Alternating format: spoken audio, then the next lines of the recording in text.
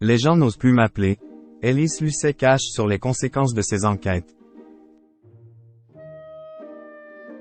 À l'occasion des 10 ans de Cache Investigation, M6 diffusera le jeudi 16 mars un numéro spécial, qui reviendra sur les enquêtes les plus fortes de l'émission.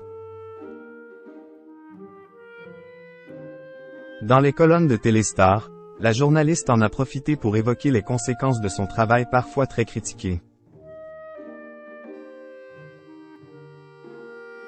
Elle est l'un des visages les plus marquants de la télévision. Depuis 10 ans, Élise Lucet est aux commandes de Cache Investigation, l'émission dans laquelle elle propose des enquêtes parfaitement ficelées, sur lesquelles elle travaille de longs mois avec son équipe de journalistes.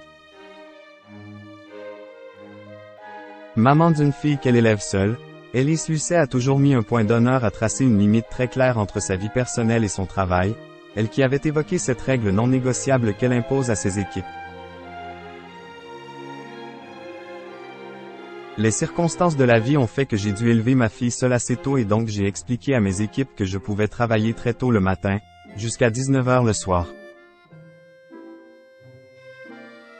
Je leur ai dit qu'ils pouvaient me déranger après 19h mais si seulement cela était important et que cela ne pouvait pas attendre le lendemain, avait-elle expliqué dans les colonnes de Télé Loisirs. Le jeudi 16 mars, France 2 diffusera un numéro spécial de Cache Investigation, pour célébrer les 10 ans d'enquête du magazine qui a fait couler beaucoup d'encre dans différents milieux. Pour cet anniversaire, Élise Lucet a expliqué que les équipes de l'émission avaient fait appel aux téléspectateurs sur les réseaux sociaux, en leur demandant les enquêtes qui les avaient le plus marquées. Élise Lucet reçoit-elle des pressions extérieures? Mais Élise Lucet le sait, réaliser ces enquêtes a un prix, et il est parfois très coûteux. En janvier dernier, la journaliste avait même révélé qu'un homme avait essayé de l'enfermer en plein reportage, se sentant agressé par ses questions. Dans les colonnes de Téléstar, la journaliste, qui reconnaît les conséquences parfois handicapantes de ces enquêtes, a révélé que Delphine Ernotte, la présidente de France Télévisions, recevait des pressions extérieures, dont elle les protégeait.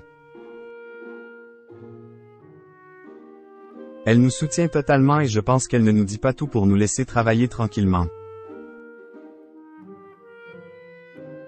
Elle demande juste à être au courant des dossiers sensibles, a-t-elle déclaré. Puis de conclure, les gens n'osent plus m'appeler parce qu'ils sont persuadés que j'enregistre tout. Je ne dément rien d'ailleurs, j'y entretiens le doute.